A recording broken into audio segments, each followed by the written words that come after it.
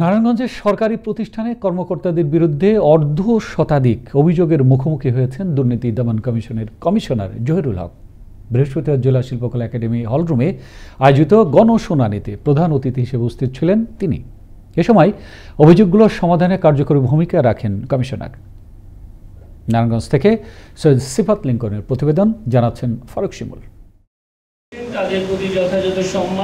সরকারি বিভিন্ন প্রতিষ্ঠানের কর্মকর্তা ও কর্মচারীদের বিরুদ্ধে ঘুষ লেনদেন, হয়রানি এবং অবৈধ সম্পদের ব্যাপারে অভিযোগ তোলেন সাধারণ জনগণ, যেখানে উঠে আসে সমবায় অফিস, নির্বাচন অফিস, ভূমি অফিস, পাসপোর্ট অফিস, বিদ্যুৎ ও তিতাস গ্যাস অফিস, শিক্ষা অফিস, পানি উন্নয়ন বোর্ড, নারায়ণগঞ্জ সিটি কর্পোরেশন, সরকারি হাসপাতাল, সড়ক ও জনপদ, জেলা কারাগার, বাংলাদেশ পুলিশ, সিআইডি ও আনসার বাহিনী সহ বিভিন্ন দপ্তরে অনিয়মের অঢেল অভিযোগ। নারায়ণগঞ্জে বৃহস্পতিবার সকাল 10টা থেকে শুরু হওয়া এ গণশুনানি চলে দুপুর 2টা পর্যন্ত, যেখানে উঠে আসে এমন সব অভিযোগের পসরা।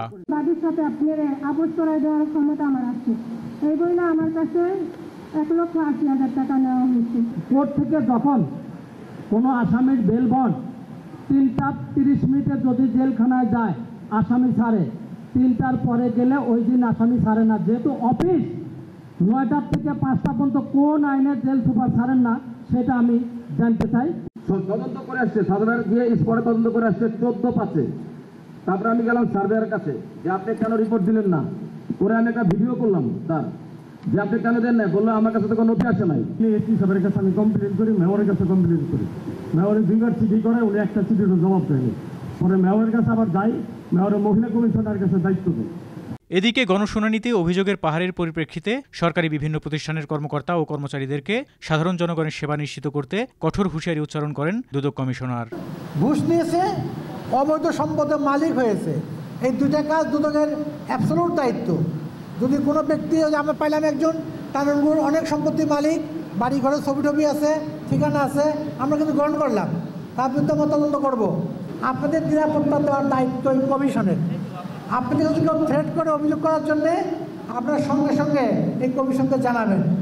কিছুই না পারলে আমি কমিশনার, আমাকে জানাই দিবেন। নিজে দুর্নীতি করব না, অন্যকে করতে দিব না, এমন চিন্তা করলে দুর্নীতি দমন সম্ভব বলে জানান পুলিশের এই কর্মকর্তা। আমার দুর্নীতির কারণে কিন্তু নারায়ণগঞ্জ জেলার পুরো পুলিশ ডিপার্টমেন্ট কিন্তু দায়গ্রস্ত হবে, এটা কি তো ঠিক ওই রকম। আমি যদি ব্যক্তি পর্যায়ে থেকে শুরু করি যে আমি নিজে দুর্নীতি করবো না এবং আমার ডিপার্টমেন্টের অন্য কাউকে দুর্নীতি করতে দেব না, তাহলে কিন্তু এটা সম্ভব।